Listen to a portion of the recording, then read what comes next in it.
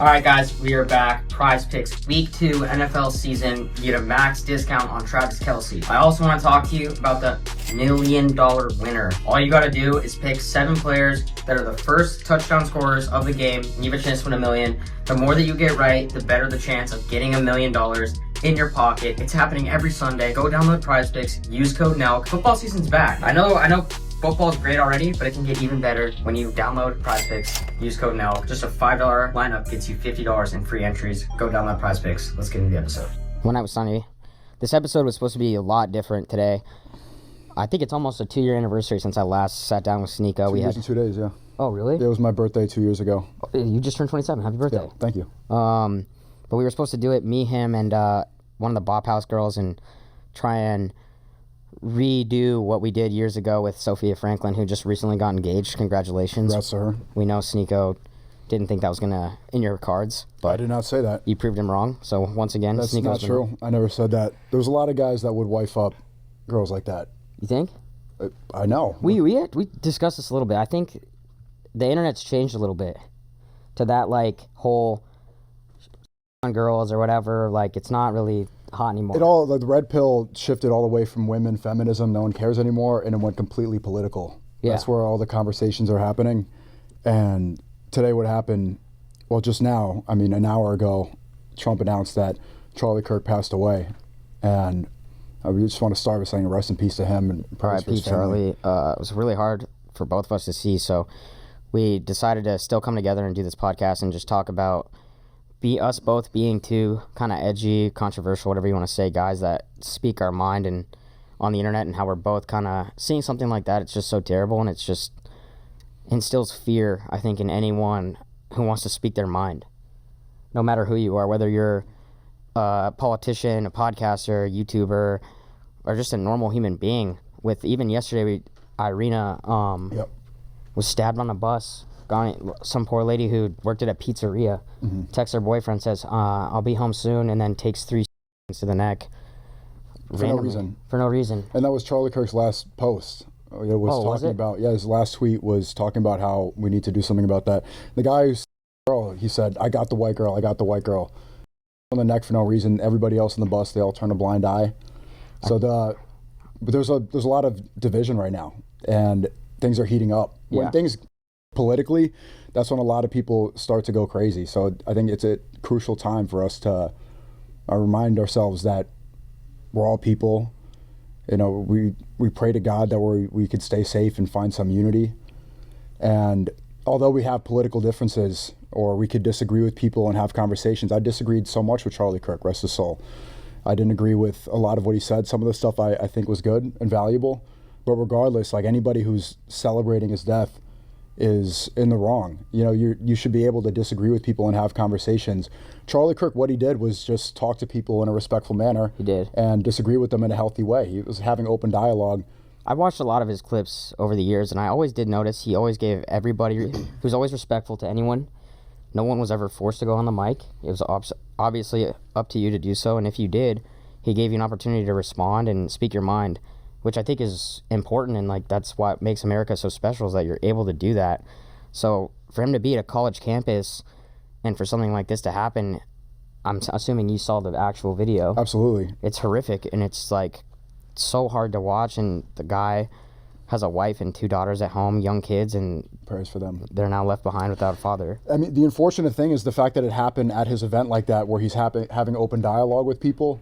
It sends a message to other people that we should be afraid and not engage in open discourse that way. Yeah. Right? That's the core tenets, like you said, of being an American, is freedom of speech, and that's what holds democracy together, is those debates that Charlie Kirk was having on campuses with people on the street. And now we need to look over our shoulders. Even me seeing this video, I have a similar show, the 1 Minute Podcast, where I interview people on the train station. Oh, yeah. Yeah, I probably won't do that for the foreseeable future. I don't know for how long, but if you're going to look at this, a lot of other deranged leftists, if you just look on the internet, the amount of people celebrating, the amount of people who seem like they could be capable of doing the same thing. We're in New York City. This is a liberal stronghold. That's actually my favorite content that you do. Thanks a lot. I mean, it's probably it's a minute podcast, right? The 1 Minute Podcast, yeah. Yeah. And I want to speak about that because when the first thing I do when I see news like this is I go to X, and you can find a lot of stuff, anything you want on there. But I noticed something that I've never noticed today so specifically, and I went and this, I don't remember the source, but they posted a snippet from MSNBC. Mm-hmm. And I don't know if you saw it, it's an anchor saying, we're not sure if this was a celebratory shot. Right. And it's just like, what kind of insensitive this guy just got in the neck. It was clearly a targeted attack. Like, how do you even say something like that? And it almost is like justifying what had just happened instead of showing empathy and really like trying to bring unity. And I noticed that too yesterday. You know, there's empathy on news sources for the guy, the woman. They had a GoFundMe for him. And I'm just like, Black Lives Matter posted a reel on their official Instagram saying that black people need to use justifying this attack.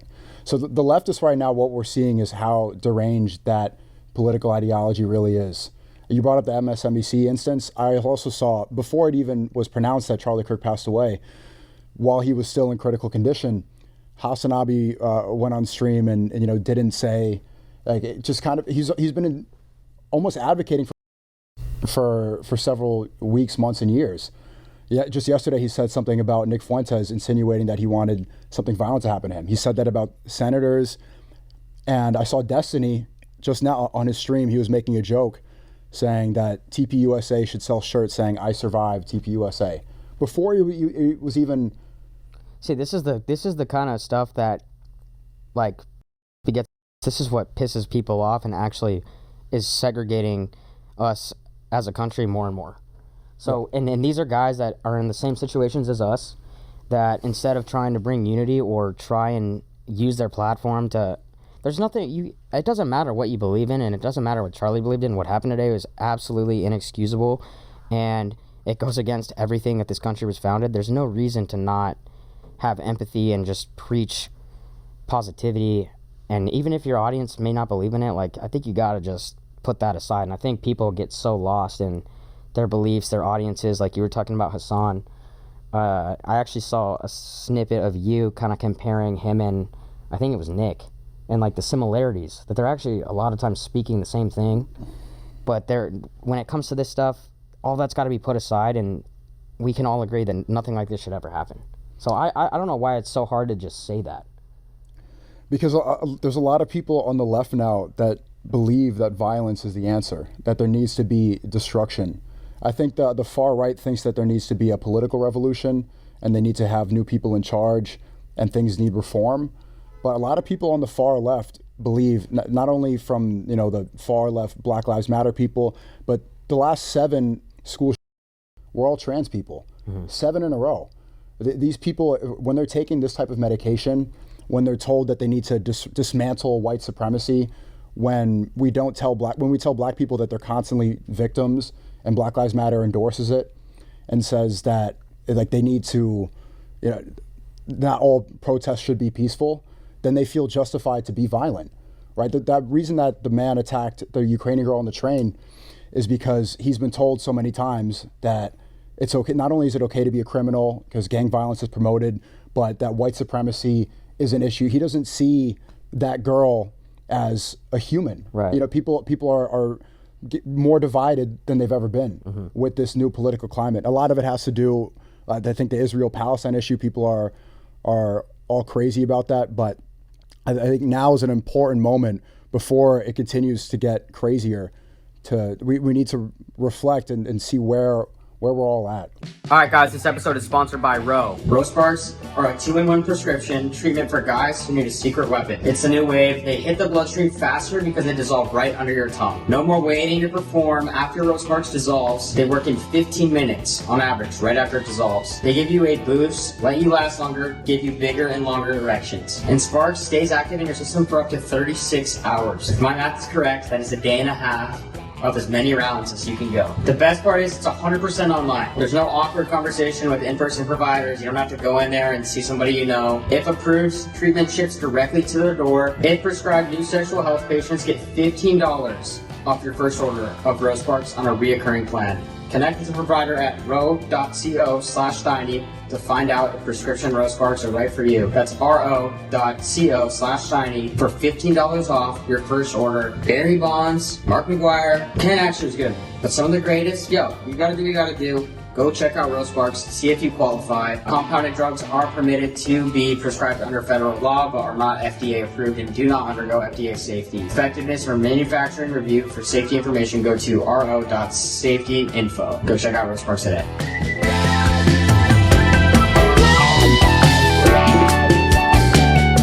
I don't even want to look at, I think media's, this is the real problem.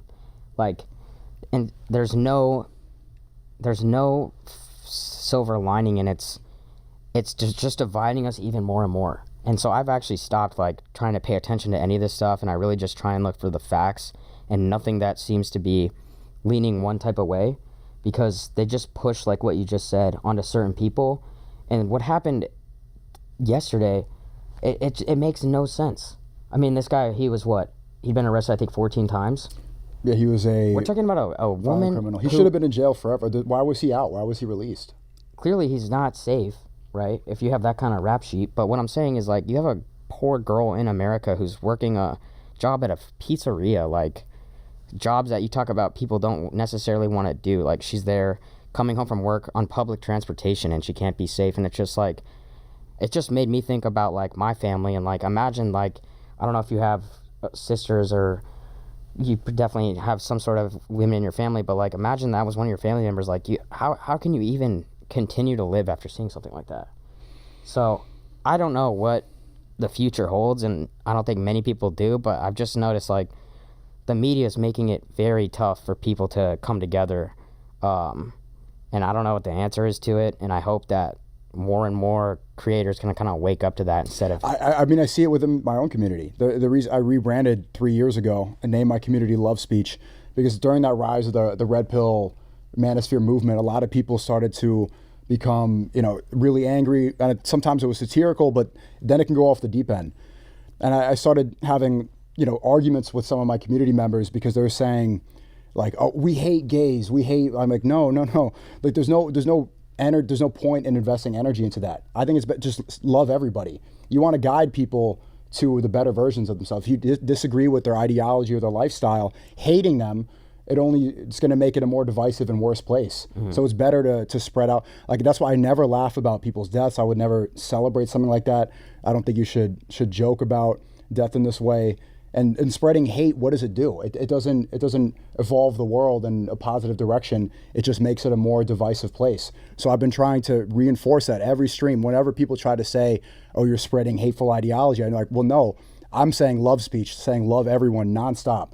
That's what I think I should put out into the world. With what you saw today, was that, I don't want to say a wake-up call, but did it make you feel unsafe walking the streets and living day-to-day life with what you do for a living? I mean, if we're going to be realistic about, I spent a lot of time analyzing since that happened. It was only like an hour or two ago. If you look at the other political figures that leftists would theoretically target, it would be people like me. Mm-hmm. I mean, even possibly people like you. Yeah. Anybody with a microphone who's speaking and having open dialogue like this. A lot of people in this country, a lot of deranged leftists think it's justified to go and people like us. Right. So yeah, I mean, seeing something like this is very. I have a similar show to the one Charlie Kirk did. The 1 Minute Podcast is an open dialogue, open debate on the train station with New Yorkers of all different shapes and sizes and all different ideologies. That the whole point was to speak to different people, was to have disagreements, and a lot of people aren't capable of doing that. A lot of people think right now that if you disagree, that they should just resort to violence or not engage in dialogue. But I think dialogue is the way to finding a mutual understanding. Yeah. So it is a moment to be, and also I've been arrogantly bragging about not having security sometimes. I'll go on IRL streams. There was a Dominican Day parade, and I'm like, I'm talking to my stream. I'm like, yeah, I'm 10 toes down. Was this in New York? Yeah, I go everywhere, no security now. I mean, I'm always outside. Why do you do that? Because I mean, things have been fine. I mean, I take the train everywhere. I am in public all the time. I live stream where I am. And now seeing this, it's saying that looks irresponsible. Yeah. It's very likely that. Well, I mean, I just should definitely move a lot more careful. I know, and coming from someone who you live stream your whole life, so I think I've really like live streaming has really changed my entire. I mean, does Charlie live stream or they just do clips and it's just an open audience, right? Or, I think sometimes he was live streaming when he did the open debates. Live streaming's just really become, I want to say, dangerous because people know where your exact location. For you to be streaming daily with the kind of person you are without security is clearly it's pretty stupid. If I'm just being honest with you. And I get like the same. I mean, you could say that, mentality. But Charlie Kirk. I mean, that's kind of facetious and that's joking. But at the same time, Charlie Kirk had security when he was there. So the way I see it, I mean, how much if there's a sniper, if there's someone, if things are, everything is God's plan. Everything is supposed to happen. Everything happens for a reason. That's the way I see it. For sure, I could move a little more careful. But the gun laws in New York, they're difficult. It's a difficult city to move properly. Mm-hmm. Well, I'm glad we did this because me and you, we disagree on some things. We've agreed on some things. We've probably known each other for what, like 5 or 6 years now? Something like that, yeah. We've always respected one another. We talk to each other off camera. And I got to give you some props. I think that the response, because I don't think you guys knew the Netanyahu pod, for example. I think your reaction and response to that, having me, Nick, and Myron on, and then having Bassem Youssef on it, and your guys' response afterwards, after realizing, what Netanyahu has done and the war crimes and everything, I think it was proper. And that was a very difficult situation to be put under. If I'm looking back on it, I think because we kind of instilled ourselves in politics when we started doing stuff with Trump. And yeah, American politics and doing stuff for the presidential campaign here, it's a whole different level when you take that worldwide, and something like timing, especially as sensitive as it was. The timing was not on your side. Not on our side, and that really opened my eyes to how serious and how chaotic this can make the world and people themselves, So, what was he like off the podcast, off camera? There wasn't really much interaction. No. But yeah, I mean, that was a wild time for us. I had a guy yesterday who was a random guy on the street. I was leaving some dinner spot, and he came up to me and he was like, I don't agree with anything that Netanyahu says or that you guys necessarily do, but I think it's a pretty interesting and cool opportunity to think of you guys are talking to a world leader. About Burger King. That was not I mean, like I said, that, yeah, you're right. We've clearly no, but you did a valid response. Yeah, I mean we've talked about that, and it's just like one of those things where that is the other thing is that the world is moving in that way, as we've seen with Trump's campaign, where Trump's sitting down with guys like us, Theo Vaughn, you're sitting with Mayor Adams, So these political or these people in politics and just political power are sitting down with. You don't have a college degree, right? No, with guys that dropped out of college that carried a camera around. That you've been grinding YouTube and this stuff for 13 years. 13 years. Streamers have political influence now. Yeah, that's a harsh reality that I think we're slowly, or really quickly realizing is like you guys came up doing prank videos. You started as Steve's assistant. Yeah. And then now you're literally like influencing the world politically on a massive scale, having the biggest geopolitical interview in the world. Yeah. After starting doing YouTube videos. Right. It's a crazy responsibility to hold. I started doing Black Ops 2 commentary, and then now I'm influencing elections. So I think that's also another topic that people don't really look at is political, anyone running for positions, whether it's the president of the United States, the mayor of New York, the mayor of Miami, they're looking to guys like us to come and talk on our platforms.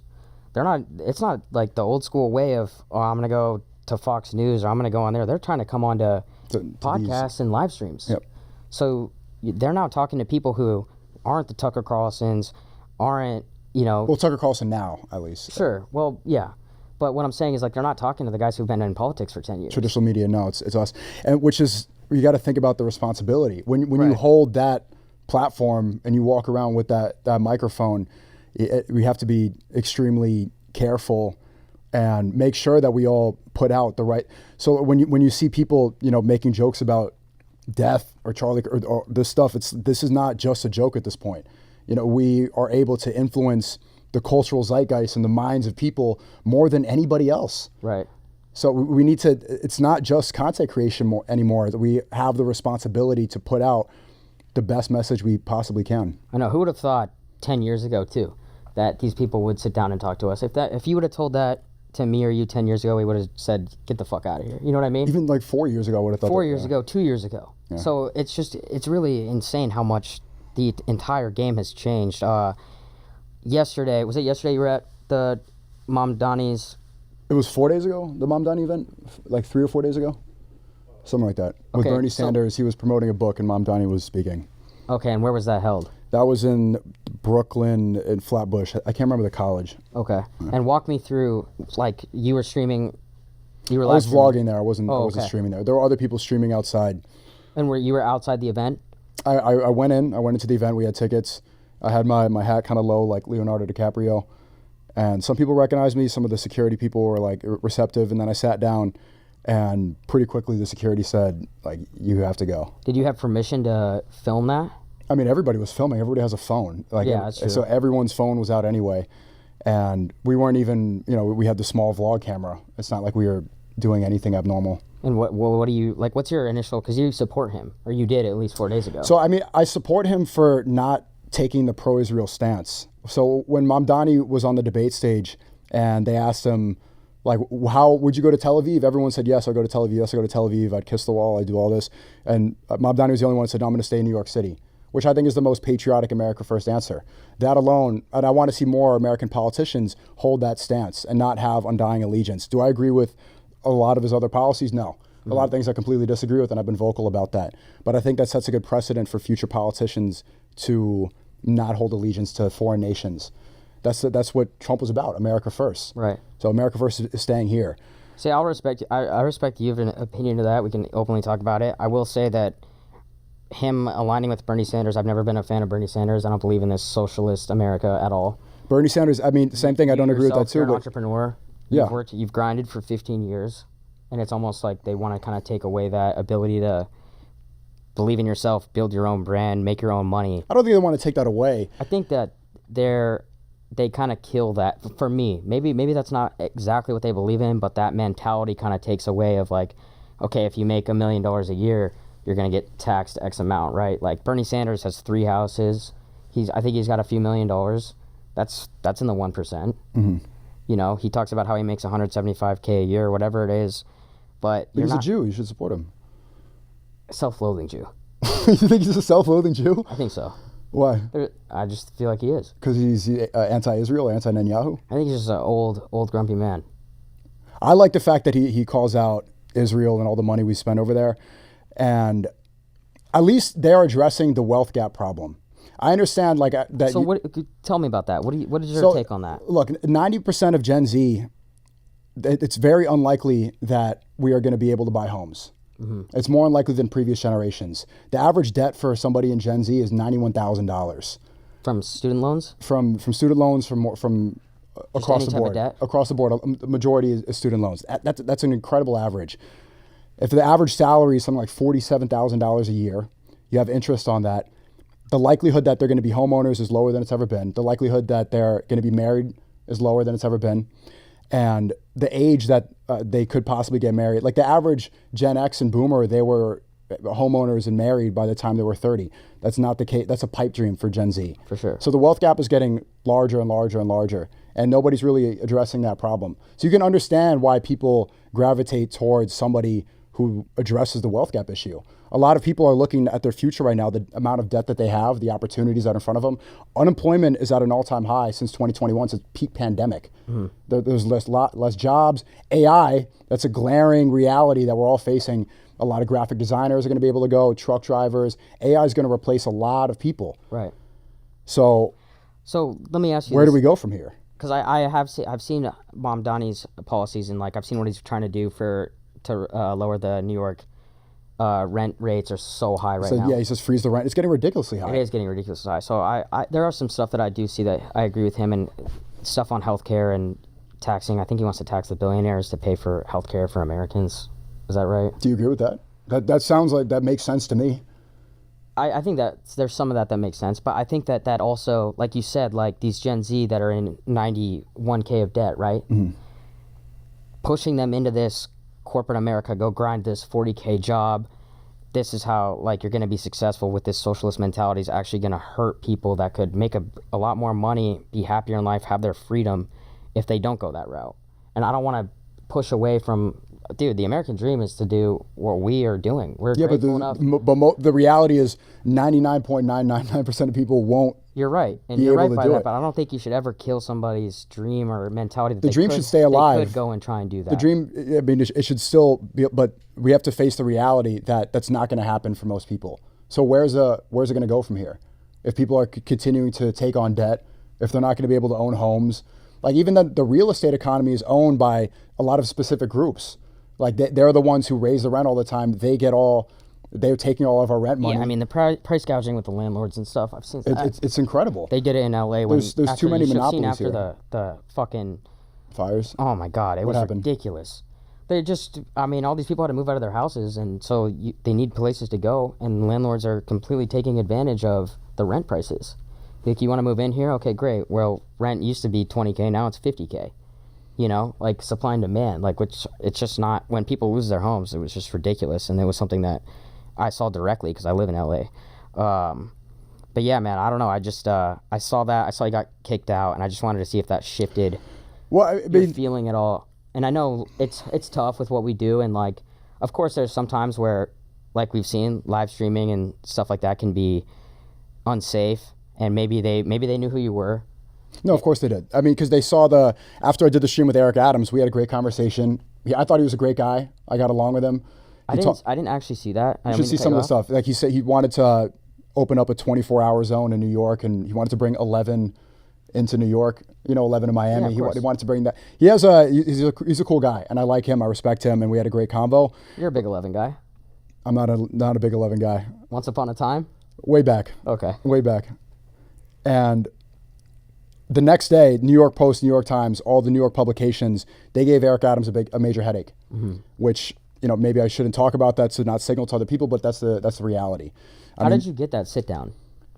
Amber Rose helped me set it up. So she was here in New York, and she had met him and said, "Oh, there's a stream. You should do a stream."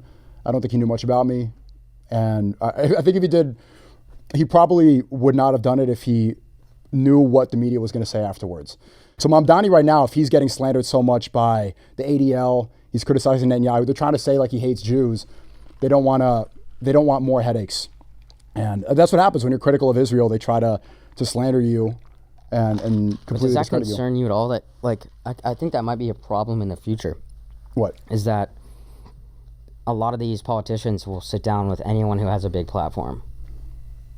We've seen it with... But that's what Mamdani said, and that's why I'm a little... What did he say? I'm disappointed because a week ago he went on Fox News or some ABC News, something like that, and he said that he'd be willing to sit down and converse with people that might be different politically. Because his movement, he wants to welcome them with open arms. He just called Trump out to a debate, right? Yeah. Did Trump respond yet? Of course Trump wouldn't do it. Well, Trump has nothing to gain from that debate. My point is... But did he respond? No, he didn't respond. Mamdani said that he would be like welcome, and he understands people's digital footprint and stuff like this. And like we kind of need to move past that digital footprint thing, holding people back in the PR than, using quotes. So for them to kick me out for that way, even though I've been supportive of him, is disappointing. And I do look further, and there's a lot of things that especially right now, that I disagree with. Like he's saying, in the past, and I'm sure he doesn't hold this now, he said that like he wants to defund the police. We need more police. Yeah. That's the problem. That's what wouldn't happen to that Ukrainian girl if the police were more militant. He said that prisons need reform and we should free more criminals. Absolutely not, Mamdani. We need more people. It's like, we should let Rikers. What's the point of prisons? It's just to make people feel better about them? No, you need to lock up violent criminals. You need to be punished for your actions. And yes, when there's like absolutely crazy people around who are likely to stab a girl on the train, they need to be in a box where they can't interact with the rest of society. That video was just so hurtful to me. And just hearing her background, like just something about a young woman and going and working at a pizzeria and just can't even ride the bus home safely. It's like, to think that that's where we're at in the country is so devastating and terrifying. And that's what he said in the video. It was absolutely a hate crime. I think it's the George Floyd. He said something, right? He said, "Got that white girl. I got the white girl." Is that confirmed? He said that? Yep. And this should be considered like the George Floyd for white people. When George Floyd happened, even though Derek Chauvin should be free and George Floyd died of you know this, right? Mm-hmm. The knee on the neck was part of Minneapolis protocol. Derek Chauvin is still in jail, even though it's proven to not be manslaughter. I don't think that obviously what happened was terrible, but I don't think ensuing any type of riots or anything like that should ever happen. But that's my point. George Floyd died of a overdose, and then everybody looted and rioted. I was here in New York City when they were looting Soho, smashing windows, Gucci store, going into Louis Vuitton, lighting cop cars on fire. The whole country went up in all the major cities. I went to Portland, Oregon, and they abolished the police. They had no police zones. Antifa took over that city. This is 5 years ago for something that we realized, oh wait, this was all a lie. So now we see a real instance of a hate crime, saying I got that white girl, completely innocent. She was just existing, but you don't see a similar response from white people. I wonder why media can't just, once again, put race, put all these things to the side and just say, hey, this was a completely fucked up situation that should never happen. But that's the thing. The problem with media is that they profit off of stirring up division and craziness. The more outrageous and the more angry people get, the more scared they are, the more people are going to be addicted to it. Right. The guy that shot Charlie Kirk was probably somebody chronically looking at the news, looking at Facebook all day, filling up his brain with garbage because the media makes money making people insane. And at this point, I don't think, Judd, unless you saw something, but at this point, they haven't found the shooter. They arrested some guy that wasn't some old white shooter. guy, but they're still trying to find out who it was. Yeah. So like I said, this entire 2 days has just been chaotic and terrible. Once again, R.I.P. to Irina and Charlie Kirk. I do want to try and talk about some other stuff with you while I have you here. Sure. A lot about the streaming stuff. You recently said that you think Speed is the only guy who doesn't view bot. I don't bot. I also don't view bot, but I'm saying of the mainstream, Why do you think, is it just pressure to have the most bots in there? Why has it become so popular? You don't think this has happened for years? Of botting? Yeah. I learned recently that a lot of YouTubers bot, which I didn't know beforehand. I thought that YouTube was pretty good at being bot resistant, but I guess it has been going on forever, and it probably has. But I think botting has grown a lot because you're incentivized to do it. You can get more brand deals. Also, it boosts up your ego. It makes the public perception is reality. Right. So if you are showing people that you have 20, 40,000 people watching, then they perceive you as being somebody worthy of that. So it makes sense why a lot of people do that, especially if their self-esteem is intrinsically tied to their view count. But a lot of it isn't comparable and doesn't make sense. It seems like it's causing a lot of controversy between streamers. The botting? Yeah, because it harms other people. If people are holding a monopoly at the top, then they get all the brand deals, even though they have the same amount of viewers as somebody with 100 viewers. But they're not going to get the same deals. They're not going to get promoted the same way. They're not going to get the same collaborations. It holds people out. It creates a wealth gap, that's happening in the country. Right. So what do you think? I honestly don't watch too many streams. The first stream I ever watched, I will say, was Kai. I think it was Mafiathon 2. Him, Drewski, and Kevin Hart. And I was like, yo, I got to check this out. And I kid you not, I ended up watching it for 6 hours. I was like, this is the most entertaining thing I've ever seen. And he's going on his Mafiathon 3 right now, but this guy's at a different level of production. Between the cut cams, the amount of people he has, he brings in the biggest celebrities. What's your whole opinion on what he's doing? Because I don't know how you feel about him. I've seen you kind of troll him in the past. No, we've went back and forth, but Kai said some positive things to me about my vlogs back at Ye's Grammy party. And what he's doing is really cool. Mafiathon has been cool so far, and seeing the production raise, it's funny. I like the characters like Tota. Yeah. I like Ray, the Asian guy. Rakai, I think Rakai's hilarious. So yeah, he's. I actually like the Spider-Man. Miles Morales. Oh yeah, that kid's hilarious. The AI guy. Yeah, he goes from Spider-Man to Hood. He made it like an iCarly. He made his own TV show. Oh, and he's great. It's cool. I think we went back and forth a couple times, maybe during Mafiathon 1 or 2. Because basically I think I was criticizing him for not speaking on certain issues, and he was just like, man, why can't niggas just have fun? And it's not people who don't speak about what's going on in the world, not everyone, it's okay, they're all PR trained and they're just trying to seem a certain way. Kai's just purely an entertainer. For sure. And so I had to come to that. Not everybody's going to do what I do. Yeah. That's what he does, and he's one of the best at it. What do you think about, because he's not the only one, and I don't think necessarily that he's obligated to say anything. He doesn't have to speak his mind. But I think that there's a lot of but people... they get forced into it. Like there was one moment because people say, when are you going to say Free Palestine? When are you going to say Free Palestine? And he's there, it's a long stream, and TTS goes, say Free Palestine. He goes, Free Palestine. Kai did that? Yeah, but he doesn't mean it. Like, he's saying it to get the pressure off of him. Mm-hmm. Or when you see the other Twitch streamers go, I'm Free Palestine, stay on that side. It's like you don't know anything about this issue at all. You're saying it because it's a popular opinion. So what do you think is better? You think that it's better that they say that or that they educate themselves before? I think educate themselves. But a lot of people don't care. But I think, to bring this back to our conversation, we have so much political influence now, and we control the minds of people, whether or not people get mad when you say that. They're like, you're just a fucking influencer. It's like, well, sorry, we're more influential than anybody else right now. Mm-hmm. So if you have that platform, you should take the time to educate yourself and learn about this because it affects everybody, and we should, bear responsibility of our power. I do understand. I think there is a difference because a lot of those guys, I think of the FaZe guys too, like they're young 20s, and they're just out there trying to have fun every day, and like, I mean, everybody's making money, but like they're still just having fun, and I feel like you need a balance of, like, you have the Hassans, the H3s, that you know what you're going to get when you tune into their stream, and then you know what you're going to get when you're tuning into the FaZe stream or Kai's stream.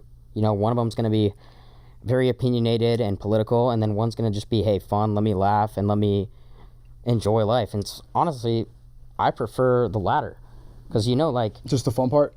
Well, I mean, I really believe, like, what negative is going to come out of some kid watching Kai? Besides a kid, I guess, I don't know what gooning is, but maybe he's gooning, whatever that means. Yeah, I mean, if you're like a 13-year-old, is like seeing Lotto and Ice Spice throw it back like nonstop, like wearing half naked, pretty much doing a show. Okay. Like for a strip club, you need an ID. Kai stream, you need to be 13 years old on Twitch. Like there's, I mean, but look, he doesn't have anyone go on there and do that?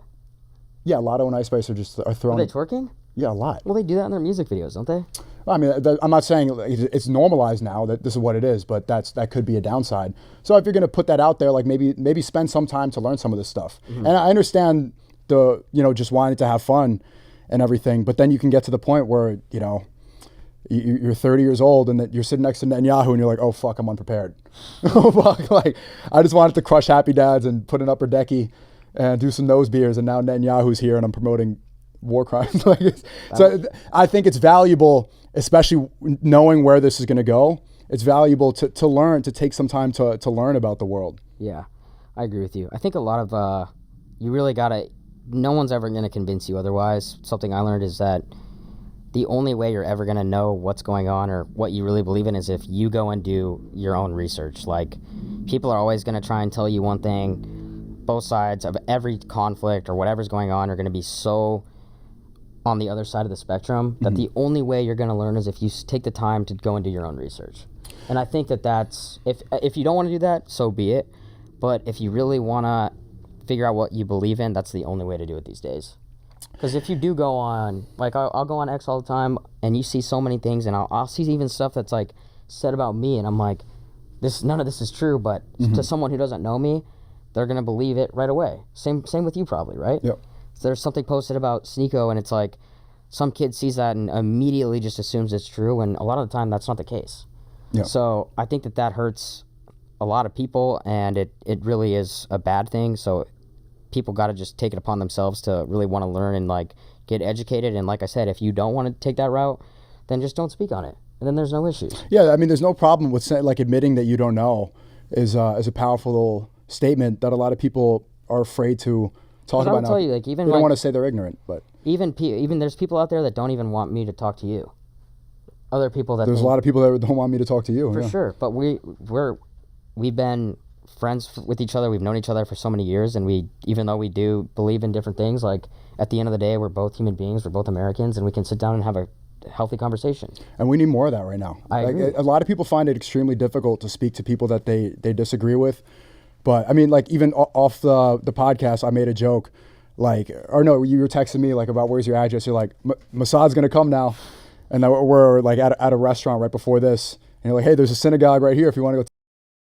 And I'm like, hey, where's Netanyahu? Is he gonna sit over here? Like, we can joke around and acknowledge our differences, but it doesn't mean we need to be each other or hating each other for it. Like, we all live in this country. There's a lot of different people. This has always been a country that's secular with freedom of speech, different ethnicities, different cultures. And the whole point, the reason that like New York City, for example, I love it so much is that so many different people can coexist. And the online world is dividing people more than ever. That's why you're seeing the craziness recently. It's time to reflect and dial it back and remember that we all are created by God. We're all just people. I agree. And something that I actually find so interesting about you is not as much as I used to, but I used to see so many TikToks of you as you were like probably like 14 or 15. Is that right? Yeah. And I don't know if you were streaming or posting on YouTube, but you look like a kid. I was. So you've been doing this for so long, and I think I'm honestly curious of how you've been able to do this for as long as you've been doing it. Because I look at guys like even Kyle, and I'm like, bro, you've been doing this for 13 years. Like, how do you continue to wake up every day and just continue this grind? And what have you had to change? Because the internet's always changing rapidly, right? Yeah, I mean, But you've continued to stay afloat forever. I grew up online, and my YouTube channel, I literally went through puberty on my YouTube channel. And you are notorious because you do get in like a lot of beefs, where you like to call people out. You like to talk your shit, which I don't. I respect. That's something I've always respected about you. Is at least you'll say what you believe in, or maybe you don't believe in, but what's on your mind. So, any of those beefs you've regretted? I think not that I don't regret anything in life, because I think everything happens for a reason, but I think the one with Moist Critical, looking back now, what happened there? Well, because Moist Critical, the whole beef started because I was defending one of my friends who ended up snaking me and then trying to expose me. And it's like, man, I really went to war for this guy who was always two-faced, which I'm sure you've experienced. Like in this industry, you're going to run into people who are fraudulent, who are going to go behind your back. So the fact that I went to battle with this guy, like that was, and that was anxiety when you're going through these beefs with these people. I went to Japan for a month. Like at the peak of it, it was so bad. Like there were so many like hour-long hit piece videos, which I'm sure you're getting now. After that, it was just nonstop. It was And then your parents are like they're scared, and right. I went to Japan. I'm like, I need to get out, and then finally like I was able to reset, but that was difficult. Yeah, of course. I never expressed that. Like I'm sure you. That's something that you and Kyle have had to deal with since that podcast. But I would never. The advice I give to other people, if they deal with that, I wouldn't vocalize it, and I wouldn't show vulnerability. I think it's a lesson I learned doing this, is that as men, especially, I think women, gays, and like they have a different avenue. They kind of thrive in their vulnerability and being weak, but men, they'll always use it against you. So yeah, it's best to just keep it to yourself, or talk to God about it, or your close friends. But publicly, it's better to always show strength. I think that's the toughest thing that you just touched on, was like finding people, real friends. Because at the end of the day, you could say what you want off camera. Every creator probably has one or two real friends out there, and I don't think enough people like. It seems like everyone's also happy on camera. Everyone's living the life, but at the end of the day, I think a lot of people are like lonely and they don't have many good people around them. Mm-hmm. And I think that's a problem that's starting to affect people that have been in the game for a long time. Do you see there's an ad on the New York train for this item called Friend, where it's a necklace? There's a new app to make friends? No. Are you on Bumble Friends? No, it's not Bumble Friends. It's worse. Have you ever done that? No. You might need that soon. I have friends. Okay, I'm just making sure. You might need that. No, I got a couple. I got a couple friends. I got a few. Okay. But on your birthday, that's when you realize a lot of people are like, damn, man. That's when you learn, that's bro. When you realize, yeah. Bradley Martin, his birthday is one day after mine. I'm May 21st, he's May 22nd. Yeah. For 4 years, he never texted me on my birthday. I texted him every year. Finally, this year, he texted me. Brad. Yeah, and Brad's a great guy, but he is. I would sit there and I'd be like, Brad didn't text me. I know his birthday's tomorrow. So you're right. It does kind of change your opinion. And you're like, oh, man. Yeah, you are waiting. What do you think is the future for you? I did say the friend thing. There's go ahead. necklace with an AI robot that talks to you like it's your friend. Dude. Straight out of like the movie Her with Joaquin Phoenix. Like it can talk to you and be like, wow, this is a nice piece of art. Should we go get food? Should we do this? And you wrap it around your neck like this. This is why people are people talk to their phone? They talk to like a device around their neck. This is scary AI hours, like bro. ChatGPT around their neck. Do you know how many girls in New York City now talk to ChatGPT? For what? Relationship advice? Oh, God. So they get in an argument with their boyfriend. They're like, am I in the wrong? And ChatGPT will explain in a paragraph why she's right. I don't even use ChatGPT for those reasons. Exactly. And this is literally like schizophrenia being implemented in so many people's brains. That's also another reason why so many people are why all these crazy stuff is happening. There's this kid that he makes TikToks. He's roasted us a couple times. He's fucking hilarious. But That schizo guy? He calls himself Hubert, and he acts like I'm the guy that's watching the streams at night, and like he kind of portrays himself as like this guy who's always behind his computer, like, oh my god, they're live, like W's in the chat, like, yo, let me send you $2,000, and then the streamer's like, yo, thank you, but that's not enough, send me more, and he just goes on and on. I'll show you him. Okay. But it makes me think like a lot of this new wave and the Gen Z kids are spending too much time behind their computers and phones, where it's fucking them up. Like, you're talking about a guy that walks around with a necklace that has to have that as their friend. Like, dude, go outside and meet people. Socialize. You're in New York City, bro. They use it to go outside. That's the whole, like... So they'll go sit at a bar with their necklace and talk to their necklace? Yeah. See, that's a problem. Yeah. Do you agree? Yeah. That's a serious problem. Yeah, yeah. Like, I'm sorry, if I saw that guy at a bar, I'd probably make fun of him. Yeah. Like, dude, come on. Yeah. Like, at least I'll talk to you for a second. Yeah. Yeah. It's mental illness. It's complete mental illness. All right, so if you had to do your Mount Rushmore, people love these clips. If you had a Mount Rushmore of streamers, you're going to have probably the craziest take of all time. So let's hear it. A Mount Rushmore of streamers. Without Sneako on there. Is this going to be like a Fear Buck clip? Is this where the... okay. Probably. Yeah, I can already see it. I like Fear Buck. See, this is like... You know why, like, being content creator, I was thinking, like, what are the smartest answers to give so I can, like, get... Benefit off those relationships? No, you keep it real. No. I'm trying to... Okay, I'll keep it real. My favorite streamers, the people I watch the most... Fuck. I mean, I watch... Aiden is probably the streamer that I watch the most. I'm in the chat showing... It seems like you and him have been, like, loyal to each other for so many years. He always speaks very highly of you. Anytime I see your name come up, he always has your back. No, he's the GOAT, bro. I mean, the streamer, I'm like a chatter. I make fun of people who watch too much streams, but like that's one streamer where I'll be like, Riz her, I'll be typing in there, gifting. So probably him. I mean, we'll definitely.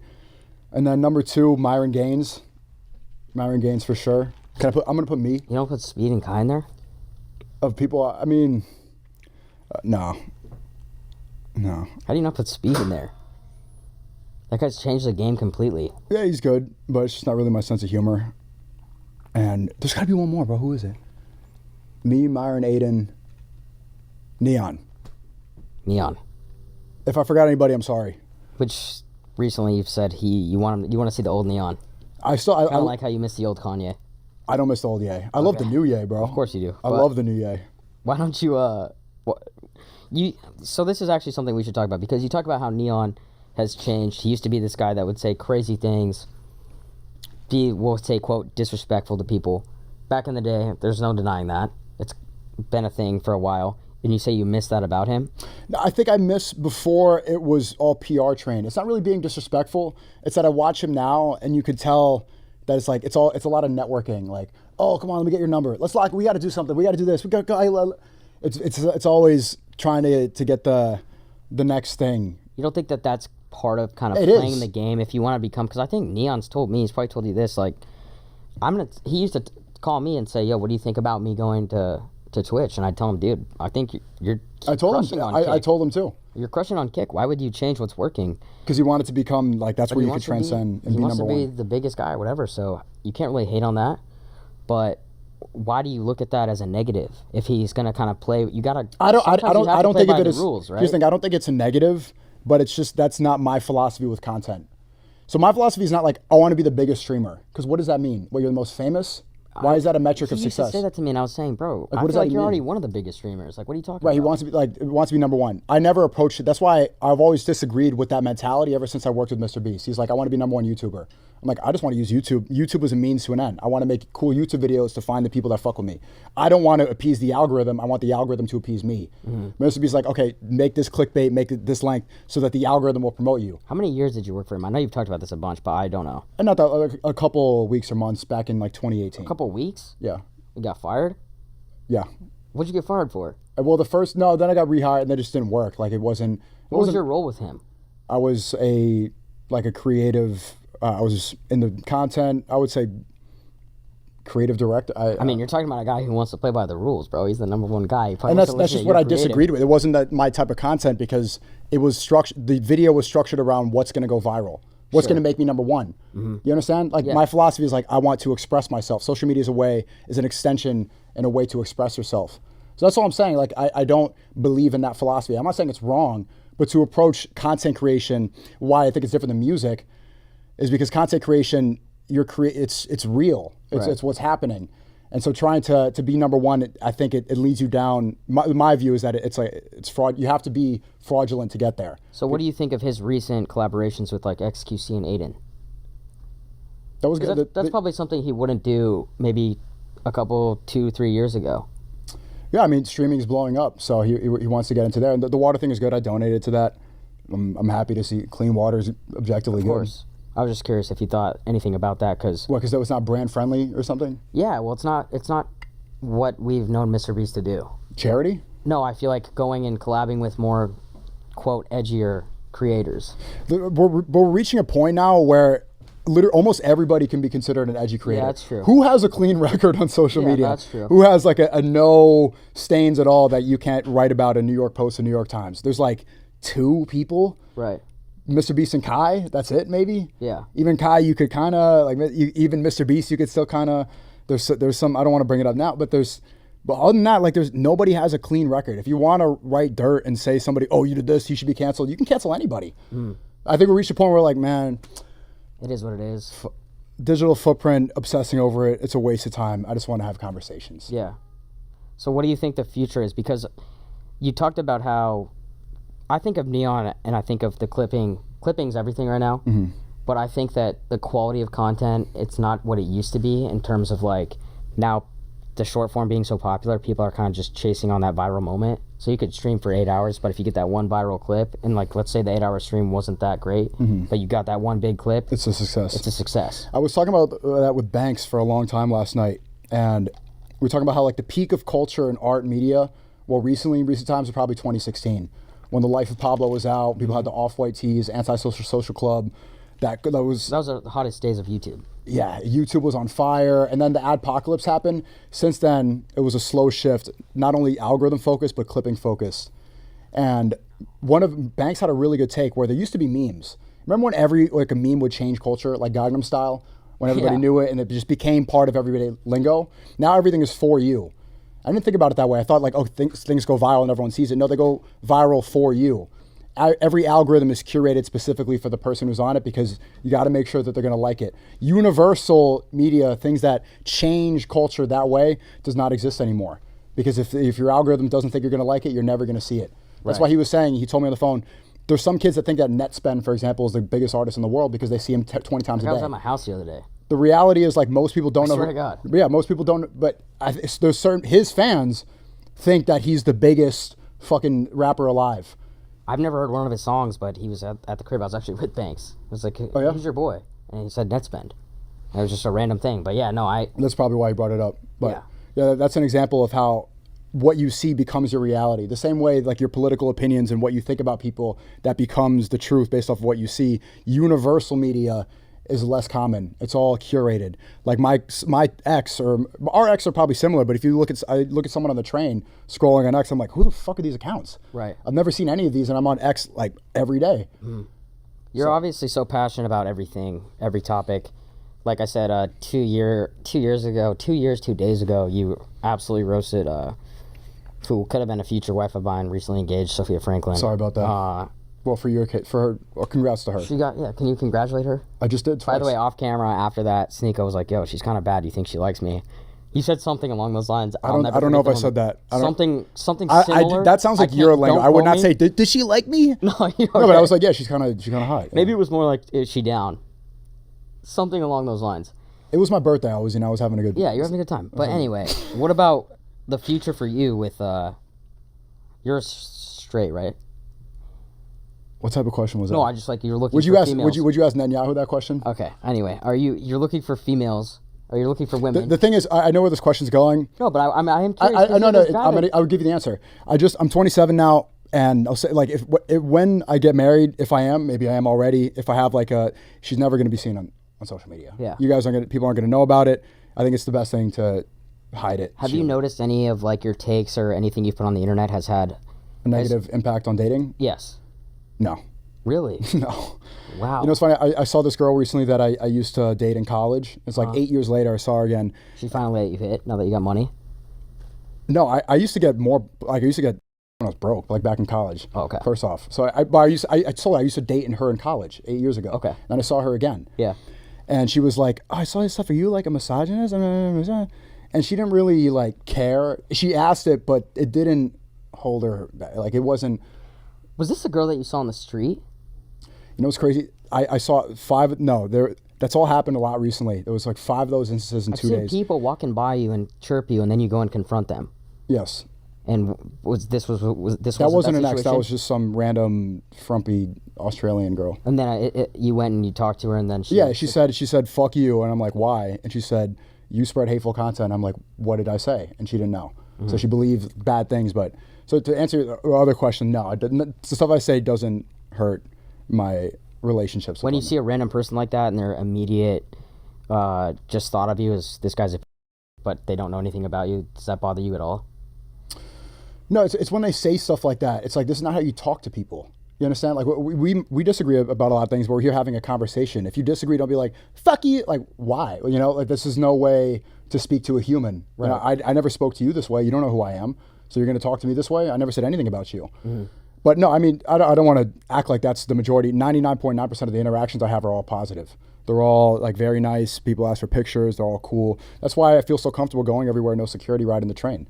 Because you don't think that any of the stuff that you've ever said, you've said a lot of stuff, you've been doing this for a while, you don't think there's anything you've ever said that could cause harm to people, though? Cause harm? No. Why is that? Because I haven't ever advocated for harm. I've never advocated for people to be hurt. I've never spread things that are hateful. I've made jokes and I'll criticize culture. Do you think that people could take some of those jokes serious? Yeah, people could take anything however they want to take it. They could take the truth and, you know, turn it, but they could do whatever they want. I'm not the one responsible for the way that they misinterpret my information. Mm. Do you think you have some sort of obligation, though, to like... I have a responsibility to try to do the best I can and reiterate, and that's what I told that girl, for example. I call my community love speech. You said I'm hateful. For 3 years, my community everywhere has been called love speech, and I've reiterated these talking points to love everybody, and we don't spread hate. That's good. I mean, she didn't even know that. So it's like, don't yell and say something negative if you don't even know anything about what you're talking about. Mm-hmm. Shut up. Yeah. And are you completely sober this week? Always. Oh, okay. That's always. What do you mean this week? I'm just making sure. I haven't seen you in a few years. I don't know what. It's your birthday. I was just curious. This week? Okay, I don't know. I don't know. Sometimes you switch up, so I'm just making sure. I never switch up. What are your plans tonight? Do you do anything for Fashion Week, or this fashionable guy you wear an 8-ball jacket? You know the history of this jacket? Talking about being sober, but rocking a whole 8-ball on your sleeve. What does an 8-ball jacket have to do with... See, you have a brain. This is an 8-ball from pool. Well, Steiny saw the 8-ball and immediately started thinking about Andy. No, this is... Okay, that is crazy. This is the pool. You put that in my mind by rocking that. Why? You should have thought about pool. I thought you were a huge 8-ball guy. That's what I assume when I see you. Yeah, I love playing pool. Do you play pool at bars in New York? Yes. How good's your game? I'm nice. Okay, we could go play. I'll play you. What about ping pong? I'm Asian. Are you?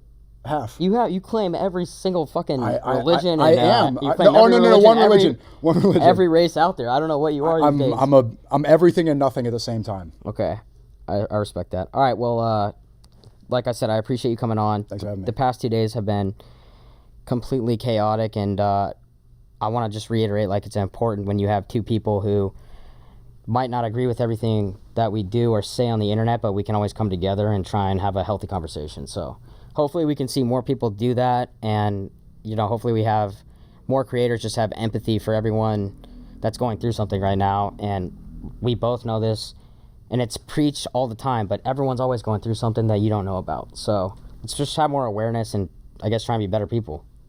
Is that pretty good? Shalom. Shalom. All right. Thank you, guys.